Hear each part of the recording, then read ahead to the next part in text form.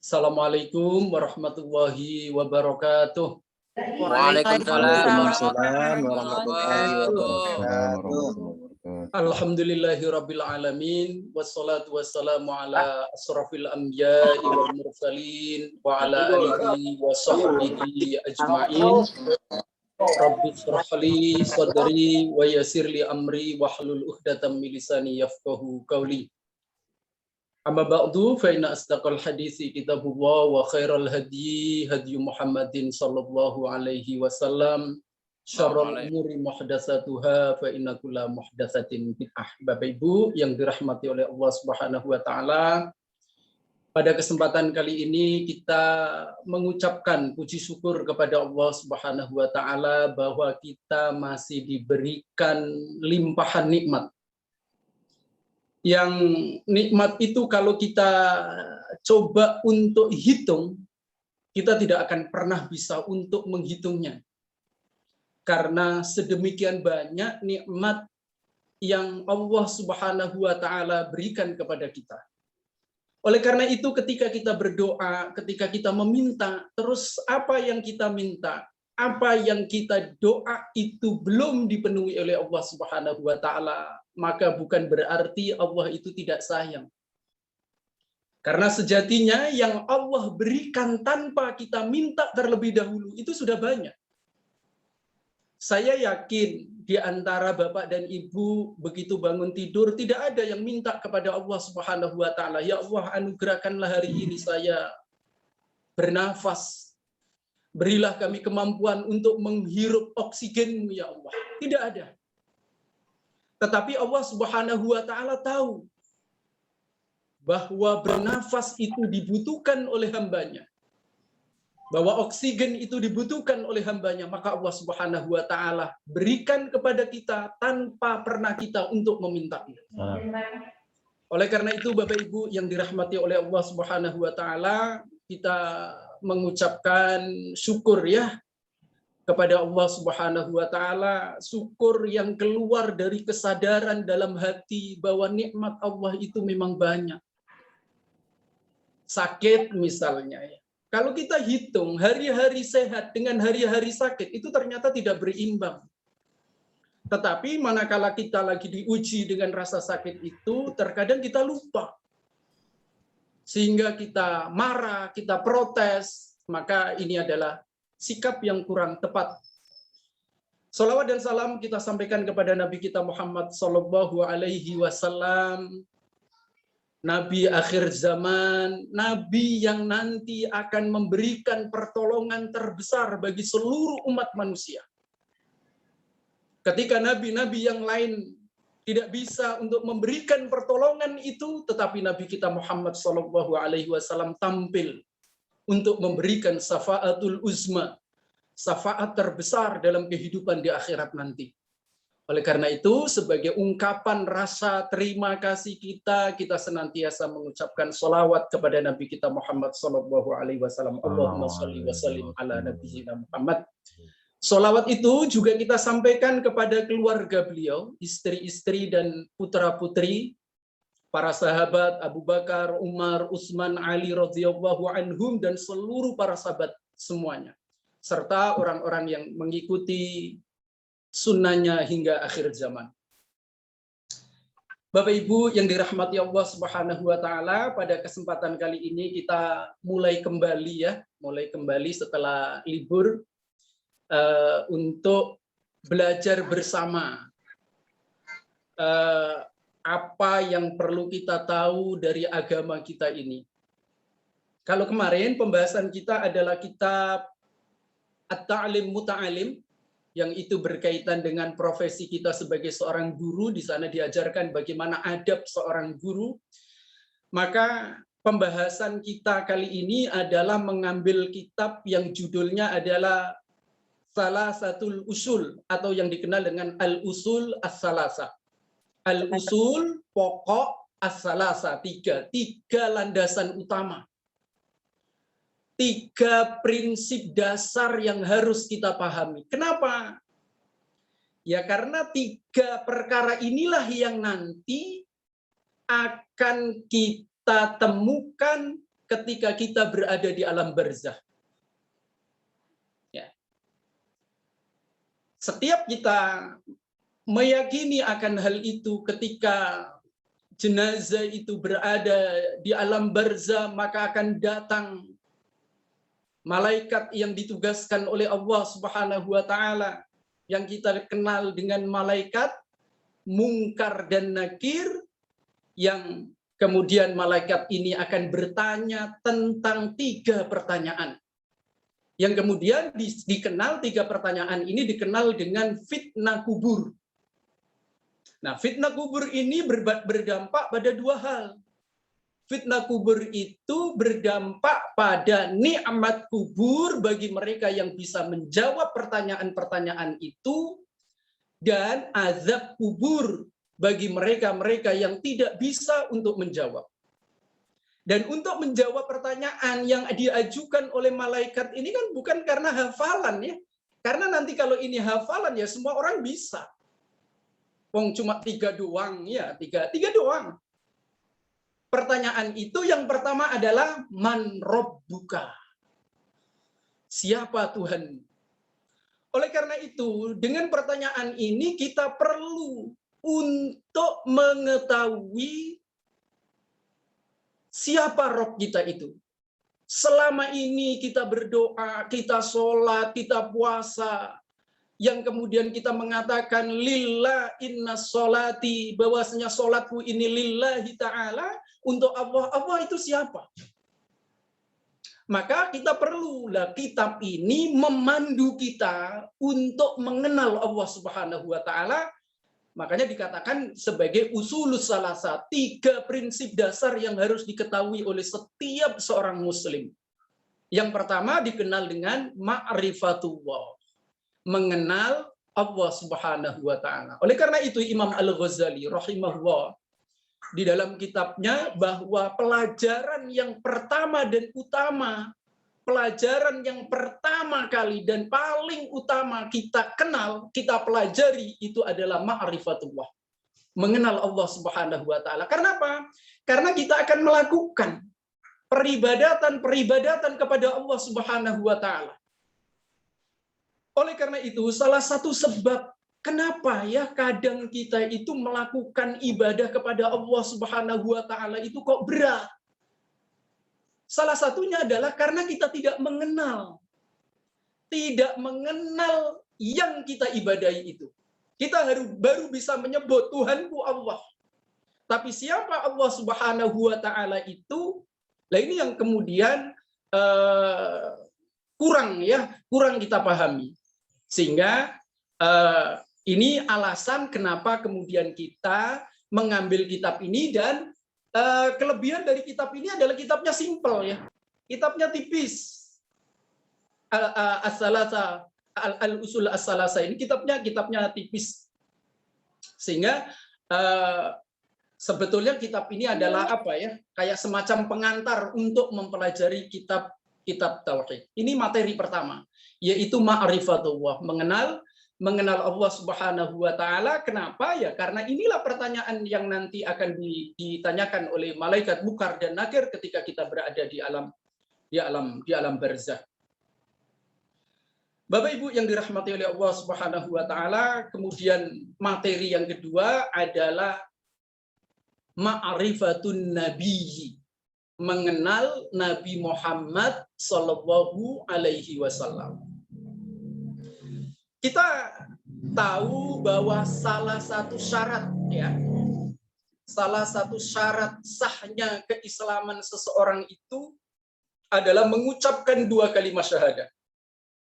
Sehingga ketika ada orang dari luar Islam yang mau masuk Islam, kok tidak mengucapkan 2 kalimat syahadat, tetapi dia langsung melakukan ibadah-ibadah yang ada di dalam Islam, maka seluruh rangkaian ibadah yang dilakukan itu tidak akan diterima. Kenapa? Karena mengucapkan 2 kalimat syahadat itu merupakan syarat. Jadi kalau ada anak sekolah, ibaratnya 2 kalimat syahadat itu adalah pendaftaran. Kalau ada anak ikut materi gitu ya, Zoom di rumah, ikut pelajaran, setiap pelajaran diikuti, tetapi dia tidak pernah mendaftar. Apakah dia akan menerima rapot? Tidak, tidak akan pernah menerima rapot. Kenapa? Karena dia belum terdaftar. Maka 2 kalimat syahadah itu di dalam agama Islam adalah syarat, itulah pendaftaran dia untuk menjadi seorang muslim. Nah, di dalam 2 kalimat syahadat itu kita mengucapkan wa asyhadu anna Muhammadar Rasulullah. Dan aku bersaksi bahwa Muhammad itu adalah utusan Allah sallallahu alaihi wasallam. Pertanyaannya adalah sejauh mana kita mengenal Nabi kita Muhammad sallallahu alaihi wasallam? Para ulama sudah menulis kisah hidup Nabi sallallahu alaihi wasallam sedemikian banyak. Mungkin pertanyaannya adalah, adakah di antara satu kitab yang bercerita tentang Nabi Muhammad sallallahu alaihi wasallam itu pernah kita selesaikan dari awal masa lahir sampai wafat beliau? Maka ini kan dilema gitu ya. Kita itu mengaku cinta Nabi Muhammad sallallahu alaihi wasallam, dan bahkan kita mempersaksikan, kita bersaksi bahwa Nabi Muhammad sallallahu alaihi wasallam itu adalah utusan Allah, tapi kita tidak mengenal sosok dan kepribadian Nabi sallallahu alaihi wasallam. Ini kan aneh. Bagaimana kita akan bisa jatuh cinta kepada Nabi sallallahu alaihi wasallam kalau kita tidak pernah mengenal sosok mulia Rasulullah Muhammad sallallahu alaihi wasallam? Dan lebih dari itu, ternyata pengenalan kita terhadap Nabi sallallahu alaihi wasallam itu menjadi materi ujian yang akan ditanyakan oleh malaikat Munkar dan Nakir. Wa man nabiyyuka, dan siapa nabimu? Dan sekali lagi pertanyaan ini tidak bisa kita jawab karena kita punya hafalan, tetapi pertanyaan-pertanyaan yang diajukan oleh malaikat ini dijawab dengan keimanan, dijawab dengan akidah yang tertanam dalam diri kita. Lambok kita ini menghafal, ya menghafal. Nanti kalau ditanya siapa Tuhanmu, Tuhanku Allah. Kalau nanti ditanya siapa nabimu, nabi saya adalah Nabi Muhammad sallallahu alaihi wasallam. Apakah kemudian sesederhana itu kita akan bisa menjawab, sementara sunnah-sunnah Nabi sallallahu alaihi wasallam, syariat yang diajarkan oleh Nabi sallallahu alaihi wasallam tidak pernah kita lakukan? Tentunya itu hal yang susah untuk bisa kita jelaskan, bahwa kita akan menjawab sementara kita menelantarkan sunnah Nabi sallallahu alaihi wasallam. Nah, ini materi yang kedua, yaitu ma'rifatun Nabi sallallahu alaihi wasallam. Mengenal Nabi kita Muhammad sallallahu alaihi wasallam, yang kita harapkan tujuan dari pengenalan kepada Nabi sallallahu alaihi wasallam adalah kita akan jatuh cinta kepada Nabi sallallahu alaihi wasallam. Kemudian materi yang ketiga di dalam kitab ini adalah ma'rifatuddin, mengenal agama Islam. Mengenal agama Islam. Yang pertanyaannya malaikat disebutkan dalam hadis Al-Bara' bin Azib, wa ma dinuk, dan apa agamamu? Maka jawabannya adalah agama Islam. Berarti kita perlu untuk mengenal agama Islam bil adillah, dengan disertai dalil-dalil. Saya tanya ini, misalnya Bapak Ibu yang dirahmati Allah Subhanahu wa taala, mungkin kan kita dari kecil itu sudah tahu ya, mungkin dari SD seperti anak-anak kita, siswa-siswa kita dari kecil sudah kita ajari yang namanya rukun Islam, rukun iman. Pertanyaannya adalah, pernahkah kita mengkaji, pernahkah kita memahami bagian-bagian dari rukun Islam, bagian-bagian dari rukun iman? Jangan-jangan selama ini rukun iman itu ya cuma kita hafal. Iman kepada Allah, iman kepada Rasul, iman kepada malaikat. Tapi kalau ditanya apa maksudnya iman kepada kitab itu? Apa maksudnya iman kepada Rasul itu apa? Iman kepada Allah itu apa maksudnya? Oh, iman kepada Allah itu percaya kalau Allah itu ada. Kalau hanya sekedar itu, Bapak Ibu yang dirahmati Allah, perlu kita tahu bahwa orang-orang musyrik di zaman Nabi Shallallahu Alaihi Wasallam itu juga tahu. Coba Bapak dan Ibu kalau membaca mushaf perhatikan di dalam surat-surat Al-Quran itu ada. Ketika orang-orang kafir musyrik itu ditanya siapa yang menciptakan Allah, mereka akan menjawab Allah yang menciptakan langit, yang menciptakan bumi, yang menciptakan dirinya itu adalah Allah. Oleh karena itu orang-orang musyrik di zaman Nabi Shallallahu Alaihi Wasallam itu kalau bersumpah ya demi Allah. Mereka tahu, mereka percaya Allah itu. Tapi kenapa kok mereka dinamakan oleh syariat Islam sebagai orang musyrik? Karena pengenalan mereka terhadap Allah itu salah. Pengenalan mereka kepada Allah Subhanahu wa Ta'ala itu menyimpang dari apa yang Allah memperkenalkan dirinya sendiri lewat Al-Quran ataupun hadis-hadis Nabi Shallallahu Alaihi Wasallam. Nah, begitu juga dengan mengenal agama Islam. Bapak Ibu yang dirahmati oleh Allah Subhanahu wa Ta'ala, jadi inilah ya materi yang akan kita bahas selama 1 tahun ya. Selama 1 tahun. Sebetulnya ini kalau dalam kajian-kajian umum di masjid-masjid itu cuma 3 pertemuan. Cuma ini ya karena pertemuannya kan 1 bulan, jadi ya dibikin 1 tahun. Jadi itu ya Bapak Ibu yang dirahmati oleh Allah Subhanahu wa Ta'ala, inilah materi pokok yang akan kita bahas setiap bulannya nantinya insya Allah, yaitu 3 landasan utama, 3 prinsip dasar yang ini merupakan pertanyaan yang pasti akan ditanyakan oleh malaikat Munkar dan Nakir ketika roh itu sudah berada di alam barzakh. Nah, sekali lagi bagi orang yang beriman tadi ya, untuk menjawab pertanyaan ini bukan dengan hafalan tetapi dengan keimanan, dengan akidah. Bagi orang yang beriman, maka insya Allah sekalipun dia tidak bisa bahasa Arab, maka dia akan mudah menjawab pertanyaan-pertanyaan ini. Semua orang yang beriman, ya semua orang yang beriman akan bisa menjawab. Jadi nggak perlu dihafalkan. Tetapi bagaimana kemudian kita hayati 3 materi ini? Apa dalilnya? Dalilnya adalah sabda Nabi Shallallahu Alaihi Wasallam. Wa ya'tihi malakani fayujlisani. Ketika jenazah itu sudah dimasukkan ke dalam liang lahat, maka kemudian datanglah 2 orang malaikat.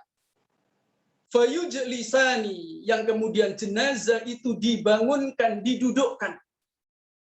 Ketika jenazah yang ada di alam barzakh, alam kubur itu sudah duduk, fayakulani. Maka 2 malaikat itu mengajukan pertanyaan. Man rabbuka, siapa Rabbmu? Fayaqulu, karena jenazah ini adalah jenazahnya orang beriman, maka Nabi Shallallahu Alaihi Wasallam dia dengan gampang, dia dengan mudah menjawab itu. Fayaqulu Rabbi Allah, Tuhanku adalah Allah, Rabbku adalah Allah, kepadanya lah aku selama ini beribadah, sujud, rukuk dan memohon hanya kepadanya. Fayaqulani lahu, kemudian kedua malaikat itu kemudian bertanya kembali. Madinuka, apa agamamu? Apa yang kamu pegangin selama hidup di dunia ini? Fayaqulu, maka jenazahnya orang yang beriman itu mengatakan, diniyal Islam, agamaku adalah Islam. Selama hidupku, aku berpedoman dengan nilai-nilai yang ada di dalam agama Islam ini. Mengikuti tuntunan-tuntunan yang ada di dalam agamaku. Maka ketika itu haram ya aku tinggalkan, ketika itu halal itulah yang aku lakukan. Maka kata Nabi Shallallahu Alaihi Wasallam, dia akan menjawab dengan mudah. Fayaqulani, kemudian kedua malaikat itu mengajukan pertanyaannya ketika wa mahadzar rajulul ladzi bu'itsa fikum. Apa pendapatmu tentang Rasul yang diutus kepadamu? Maksudnya adalah siapa nabimu? fayaqulu huwa Muhammadur Rasulullah sallallahu alaihi wasallam. Maka jenazah orang yang beriman itu akan mengatakan, panutanku, idolaku itu adalah Muhammad Rasulullah sallallahu alaihi wasallam. Hadis sahih riwayat Imam Ahmad. Jadi ini kalau orang beriman, dia akan menjawab dengan mudah berdasarkan iman dan akidahnya. Tapi bagaimana kondisinya bagi orang-orang yang tidak beriman, maka mereka tidak akan pernah bisa untuk menjawab. Karena apa ya? Karena menjawab pertanyaan tadi bukan berdasarkan hafalan. Akan tetapi berdasarkan amalan selama hidup dia di dunia. Dalam kesehariannya lebih mematuhi aturan Allah atau lebih mematuhi aturan hawa nafsu. Maka itulah yang akan menjawab pertanyaan-pertanyaan itu. Orang-orang yang beriman itu mudah menjawab karena ya amalan selama dia hidup di dunia menunjukkan akan 3 pertanyaan itu. Dan yang perlu kemudian kayak Bapak Ibu rahimahullah, yang perlu diketahui adalah Allah Subhanahu wa taala menguatkan kita. Dikuatkan kita untuk bisa menjawab pertanyaan itu. Itu yang difirmankan oleh Allah Subhanahu wa taala dalam surat Ibrahim. Kalau Bapak dan Ibu ada mushaf Al-Qur'an bisa dibuka surat Ibrahim, surat nomor 14 ayat 27. Kata Allah Subhanahu wa taala, yusabbitullahu alladzina amanu biqauli tsabit. Allah Subhanahu wa taala mengokohkan, meneguhkan, menguatkan lisan orang-orang yang beriman bil qauli tsabit, sehingga dia gampang untuk menjawab pertanyaan itu fil hayatid dunya wa fil akhirah. Dan Allah membantu untuk menjawab itu baik dalam kehidupan dunia ataupun dalam kehidupan akhirat, yaitu di alam barzah. Jadi Allah Subhanahu wa taala mengokohkan orang-orang yang beriman dengan perkataan yang baik. Baik ketika di dunia itu kapan? Di dunia itu adalah saat sakaratul maut. Yang disebutkan oleh Nabi Shallallahu Alaihi Wasallam, ujian terberat yang akan dihadapi oleh umat manusia di dunia ini adalah ketika menghadapi sakaratul maut. Maka orang yang beriman, ketika dia menghadapi sakaratul maut itu lisannya akan dikuatkan oleh Allah, lisannya akan dikokohkan oleh Allah, sehingga dia bisa mengakhiri kehidupan dunia ini dengan kalimat thayyibah, la ilaha illallah Muhammadur Rasulullah. Yusabbitullahu alladzina amanu biqauli tsabit. Maka Allah akan meneguhkan lisannya, menguatkan lisannya untuk mengucapkan kalimat thayyibah. Di mana fit dunya, ketika dia di dunia, ketika dia sakaratul maut, sehingga dia bisa menutup dengan kalimat tauhid, mengucapkan kata-kata yang baik sebelum dia meninggal dunia. Wa fil akhirah, dan pertolongan Allah menguatkan bagi orang-orang yang beriman itu juga berlaku di akhirat. Kapan? Ketika dia berada di alam barzah. Maka dengan mudah mereka akan menjawab pertanyaan bahwa Tuhanku adalah Allah, Nabiku adalah Muhammad Sallallahu Alaihi Wasallam, dan agamaku adalah Islam. Sementara orang-orang yang tidak beriman, orang-orang yang tidak mengikuti syariat Allah Subhanahu wa taala, yang selama hidupnya jauh dari tuntunan agama Islam, maka ketika ditanyakan tentang 3 pertanyaan ini, siapa Tuhanmu, maka dia pun tidak akan pernah bisa untuk menjawabnya. Hal ini sebagaimana yang disampaikan oleh Nabi Shallallahu Alaihi Wasallam ketika orang-orang kafir itu, orang-orang yang tidak beriman itu ditanya oleh malaikat dengan pertanyaan yang sama. Maka disebutkan fayajlisanihi, maka jenazah orang yang tidak beriman itu kemudian didudukkan. Fayaqulani lahu, kemudian kedua malaikat itu pun bertanya, man rabbuka, siapa Tuhanmu? Fayaqulu, maka orang yang tidak beriman itu ketika ditanya dengan pertanyaan man rabbuka, siapa Tuhanmu, la adri, maka dia terbata-bata dan dia mengatakan aku tidak tahu. Dia tidak bisa menjawab. Mungkin kita sekarang mengatakan, loh ditanya kayak begitu aja kok nggak bisa. Ya, sekali lagi, jawaban dari pertanyaan ini bukan dengan lisan, tapi dengan keimanan, dengan amal soleh, dengan kebiasaan selama dia hidup di dunia. Sehingga orang-orang yang tidak beriman itu mengatakan, la adri.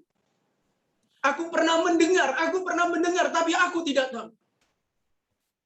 Fayudribu, maka dipukul dia dengan pukulan yang sedemikian kencang sehingga dia berteriak dengan teriakan yang sangat memilukan hati. Hanya saja kata Nabi Shallallahu Alaihi Wasallam itu teriakan itu didengar oleh seluruh makhluk kecuali jin dan manusia. Saking kerasnya teriakan itu, seluruh makhluk itu bisa mendengar rintihan mereka, jeritan mereka di dalam kubur. Hanya manusia dan jin yang tidak bisa mendengarnya.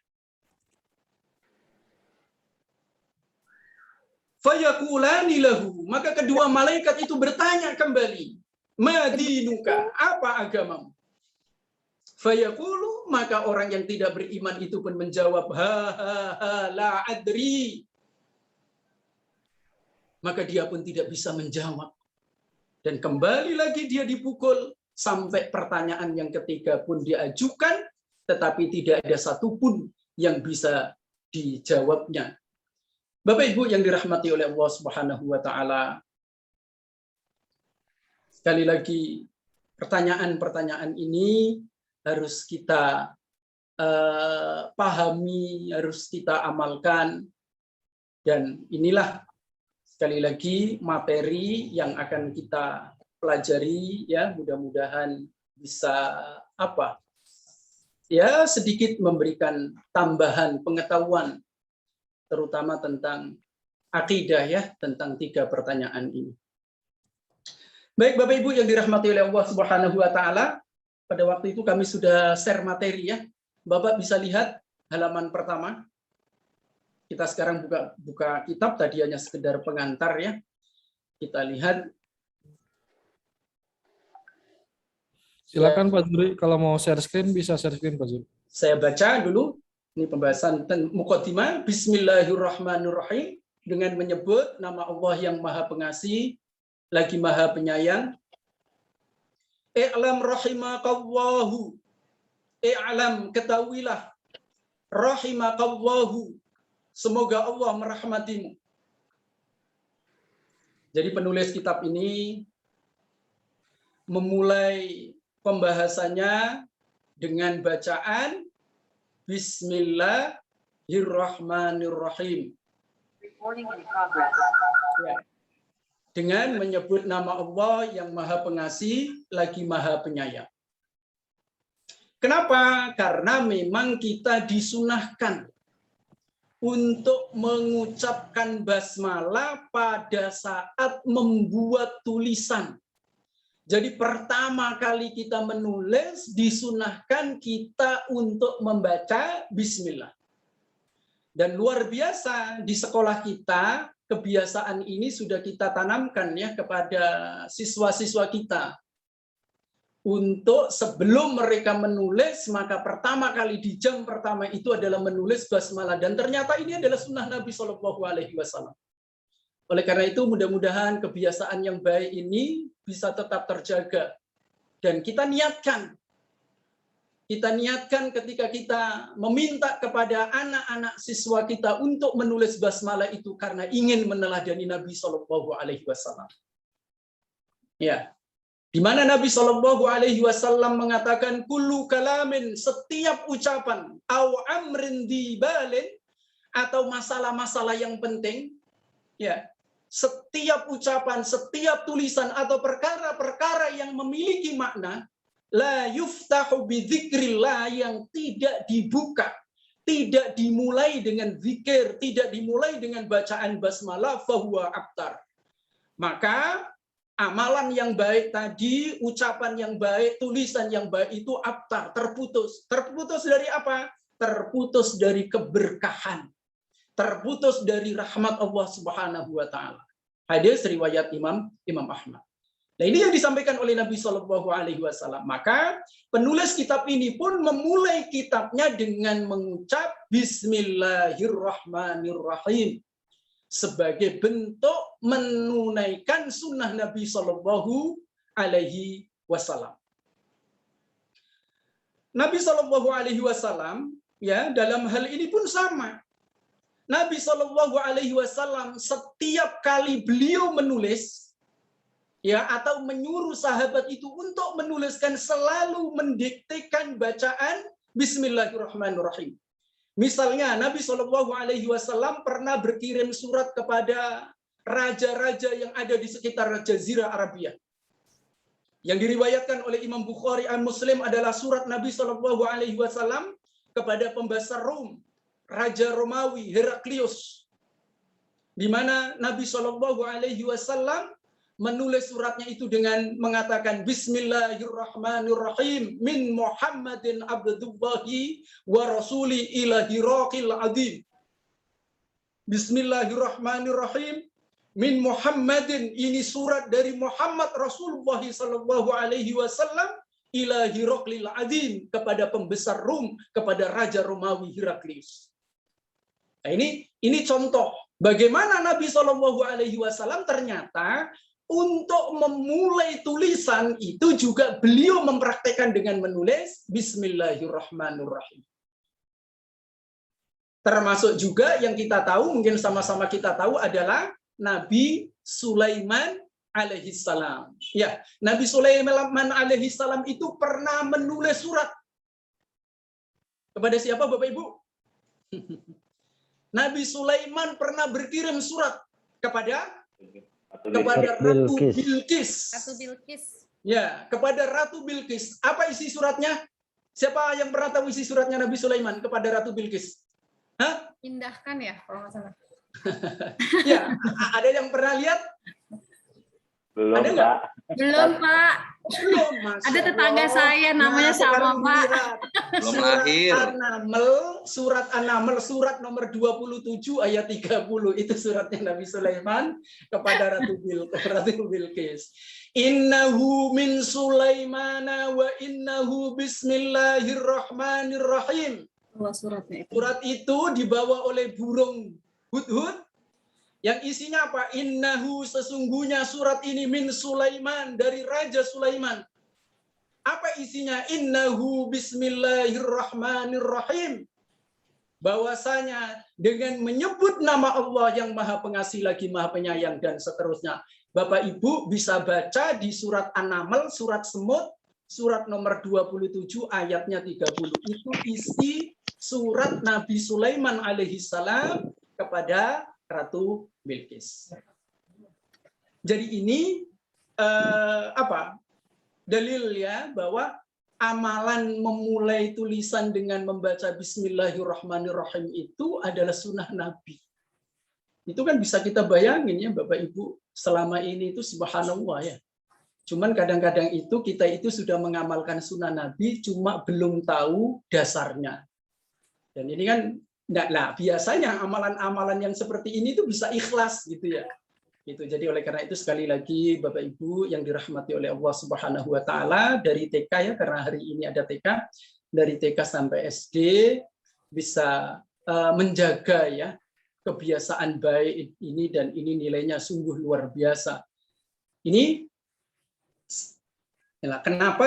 kenapa kok memulai dengan bacaan Bismillahirrahmanirrahim.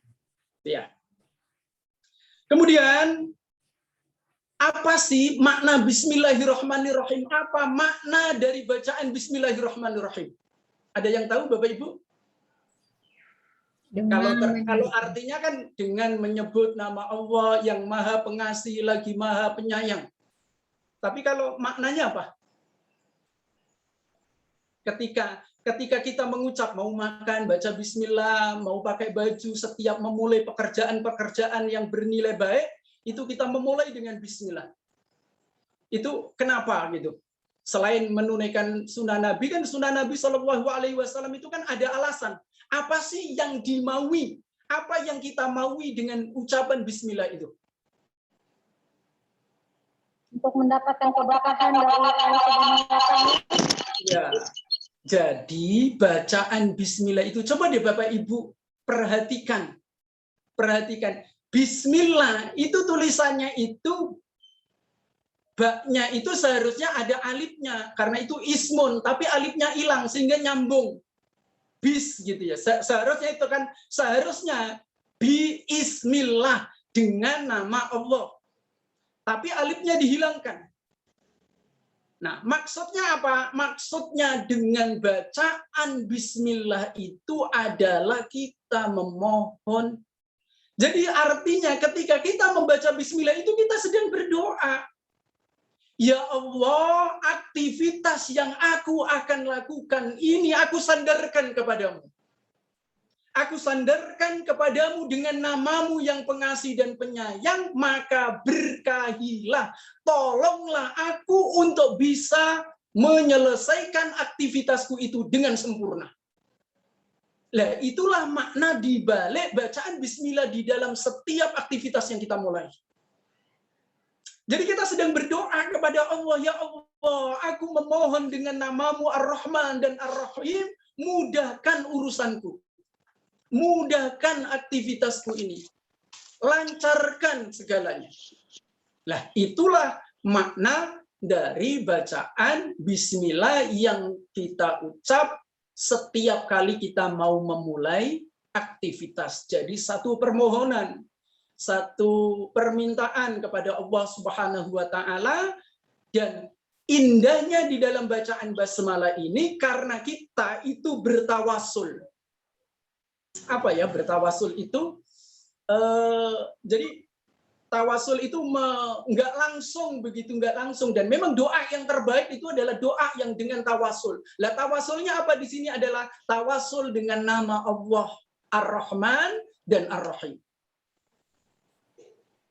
Yang kalau mungkin kurang lebih kalau bahasa kita itu kan ini saya ini minta tolong kepada ibu bukan keinginan saya, tapi saya ini disuruh oleh Pak A, Pak B, Pak C. Itu kan lebih apa ya?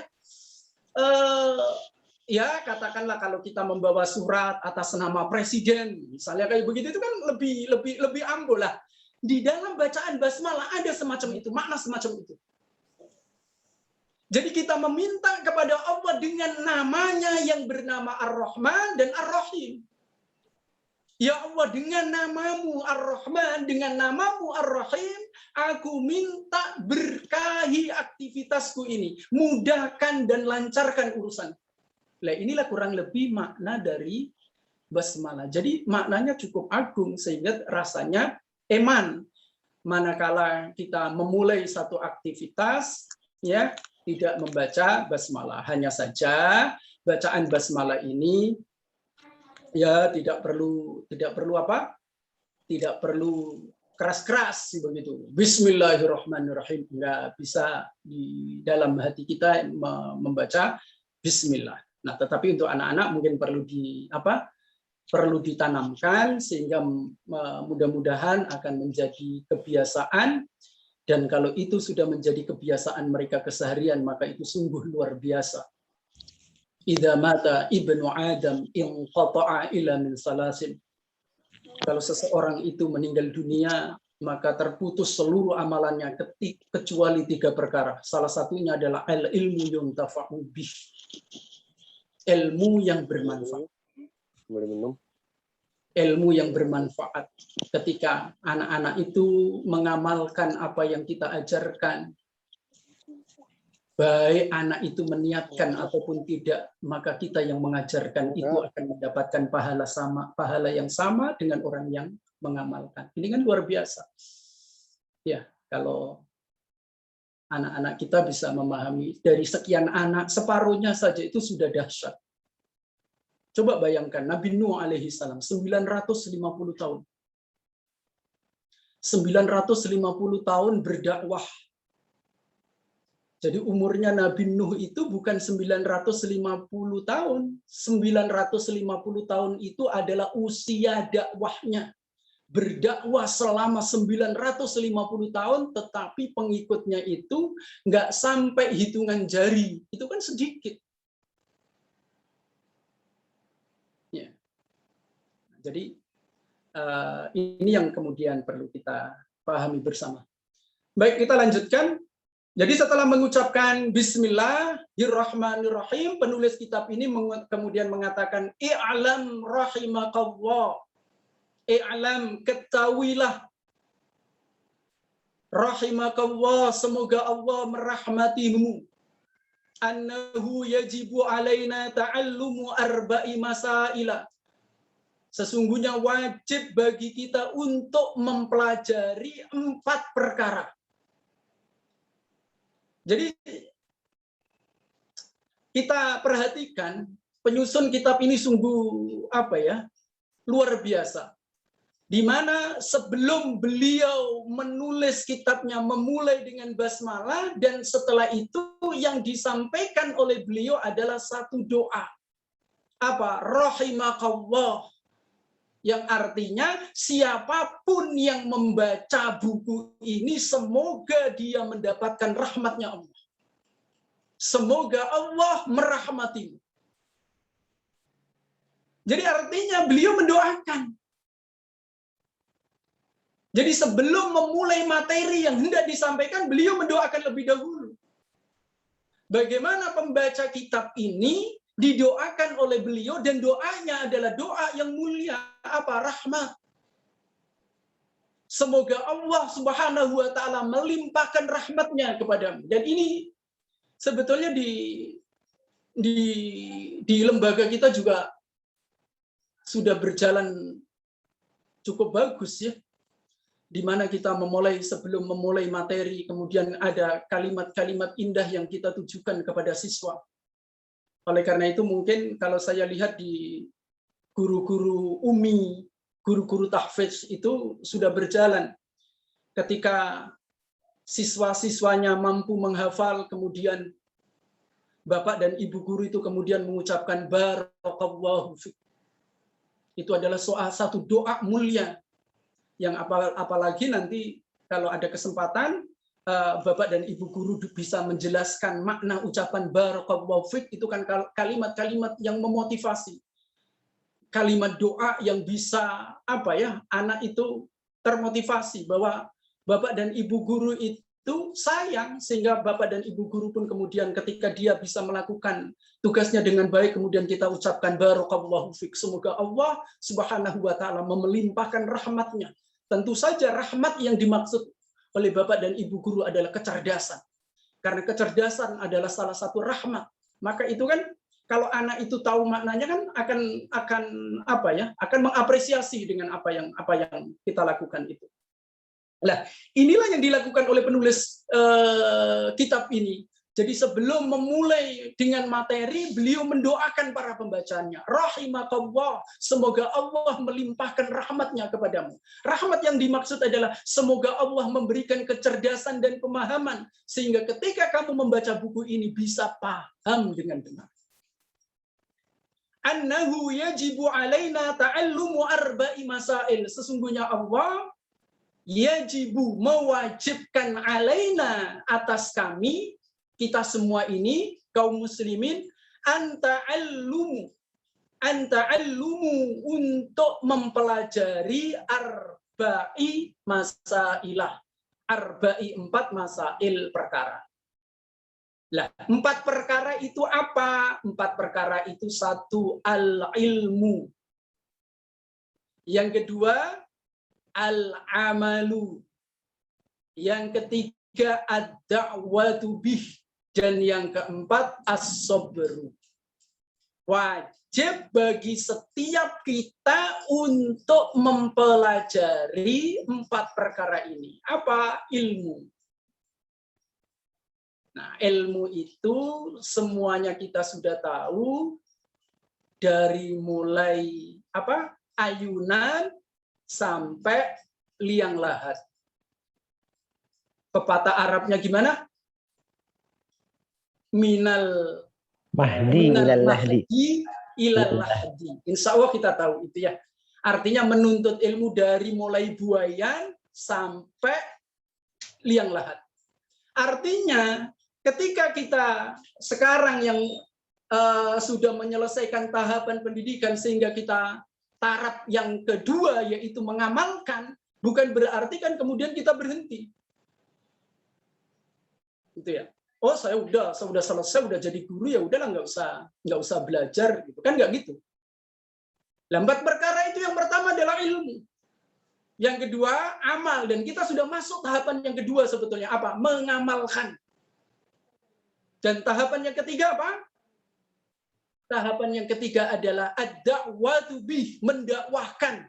Dan kita juga sudah lewati. Kenapa? Karena Bapak Ibu pada pertemuan-pertemuan sebelumnya pernah kami sampaikan, Bapak dan Ibu itu adalah pewarisnya Nabi. Kenapa? Karena kita itu mendakwahkan ilmu. Setelah ada ilmu kita amalkan, setelah amalkan kita dakwahkan, kita ajarkan. Jadi kita itu sudah masuk level ketiga sebetulnya. Dan yang keempat apa? As-sabru. Di dalam menuntut ilmu, di dalam beramal, di dalam mengajar itu perlu as-sabru. Perlu kesabaran. Kenapa ya? Karena kita sadar tidak semua murid kita itu antusias untuk menerima pembelajaran. Tidak semua siswa-siswa kita itu bersemangat dalam mengikuti. Untuk itu maka dituntut kesabaran. 4 perkara inilah yang disampaikan oleh Allah Subhanahu wa taala di dalam Al-Qur'an. Nah, Pak Wandi punya hadiah nggak ini, Pak Wandi? Kan biasanya kalau materi sama Pak Wandi ada hadiahnya. Insya Allah. Sepel. Antum sehat aja dulu dah. Yang bisa jawab dapat hadiah dari Pak Wandi. Ya. Sepel. Siap. Jadi 4 perkara itu adalah al-ilmu, al-amal, ad-da'watu bi, dan as-sabru. Dalilnya apa? Ada di dalam Al-Qur'an. Ada yang tahu Bapak Ibu? Aduh, lupa ya. Ada? Kata nasar. Ya, nanti Bu Usu yang ngecek siapa yang bisa jawab. Wal asri nabi khusrin. Iya, itu ada di dalam surat Al-Ashr. Innal insana lafi khusrin. Sesungguhnya manusia itu, seluruh manusia, yang namanya manusia, seluruh manusia itu berada dalam kerugian. Quraisy Shihab di dalam tafsirnya, beliau mengumpamakan innal insana lafi khusrin, itu beliau mengibaratkan sesuatu itu di dalam saku lah. Katakanlah ada pensil di dalam saku gitu ya. Ada pensil di dalam saku kayak begini. Semua manusia itu berada dalam kantong. Kantong itu adalah kantong kerugian. Lah supaya kita bisa terentas dari kerugian itu bagaimana? Disebutkan oleh Allah Subhanahu wa taala yang 4 perkara tadi apa? Ilmu. Apa yang pertama? Alladzina amanu. Kita harus menjadi orang yang beriman. Iman itu ilmu. Tapi kalau cuma ilmu toh, itu baru 1/4 yang terentas, baru 1/4-nya. Baru 1/4 kita terentas dari kantong kerugian itu. Maka harus melanjutkan yang kedua. Apa? Wa amilus sholihat. Ilmu yang sudah kita miliki itu harus kita amalkan. Itulah tahapan yang kedua. Cukup? Belum. Kalau kita berhenti pada ilmu dan amal, maka artinya baru setengah. Baru setengah yang terentas dari kerugian itu. Separuhnya masih rugi, separuhnya sudah terentaskan. Maka kita harus masuk ke level yang ketiga. Apa? Level yang ketiga, watawasau bil haq. Mengajarkan, mendakwahkan amal yang sudah kita lakukan, ilmu yang sudah kita amalkan, ilmu yang sudah kita praktekkan itu harus kita ajarkan. Maka kalau kita berhenti pada level ini, baru 2/3. 3/4 ya, yang terentas, tapi 1/4 masih rugi. Maka yang keempat, kata Allah Subhanahu wa taala, wa tawasau bis sabr. Untuk menjalankan itu semua, maka kita harus bersabar. Inilah yang disampaikan oleh penulis, 4 perkara yang wajib untuk kita ketahui. Ya. Nah, yang harus kita ketahui. Apa tadi? Ilmu, amal, mengajarkan, dan bersabar. 4-4-nya itu sudah Bapak dan Ibu lakukan. Nah, kalau sudah dilakukan gimana? Tinggal mengatur niat. Ya, mengatur niat kita. Selama ini kita mengajar itu karena apa? Karena Allah atau karena lainnya? Maka kalau belum karena Allah, ya harus kita bikin karena Allah. Karena hanya dengan niat karena Allah lah setiap aktivitas yang kita lakukan akan dipahalai oleh Allah Subhanahu wa taala, sebagaimana sabda Nabi Shallallahu alaihi wasallam, innamal a'malu binniyat. Sesungguhnya setiap amalan yang kita lakukan, amal kebaikan yang kita lakukan itu tergantung niatnya. Ada orang nyebur kolam renang, tapi begitu dia mentas dari kolam renang, dia menggondol pahala. Badannya bersih, juga dapat pahala. Tetapi yang satu, nyemplung kolam, masuk kolam, begitu mentas, badannya bersih, tapi dia tidak dapat apa-apa. Padahal kolamnya sama, mungkin durasi waktunya juga sama. Apa yang membedakan? Yang membedakan adalah niat. Orang yang pertama nyemplung kolam, niatnya adalah toharo lillah, karena Allah itu suka orang yang bersih. Dia meniatkan mandinya dia itu karena untuk mendapatkan cinta Allah Subhanahu wa taala. Innallaha yuhibbul mutatahhirin. Allah itu cinta dengan orang yang bersih. Sehingga ketika dia nyemplung kolam untuk mandi itu niatnya adalah karena Allah. Maka ketika selesai dia naik ke atas kolam, dia mendapatkan pahala.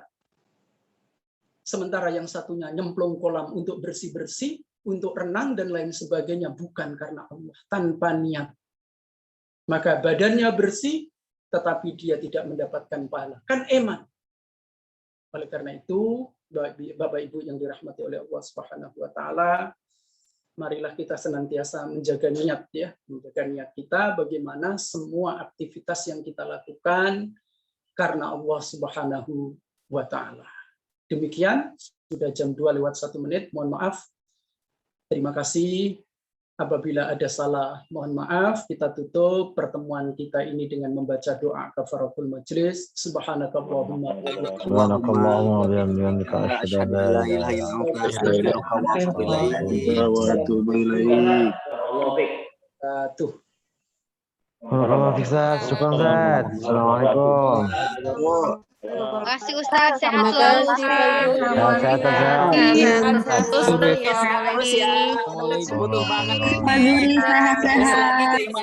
Sehat-sehat terus pada jenggot. Ya Rabbal Alamin. Terima kasih Bapak Ibu, mohon Makasih banyak, Ustaz. Terima kasih. Terima kasih. Terima kasih.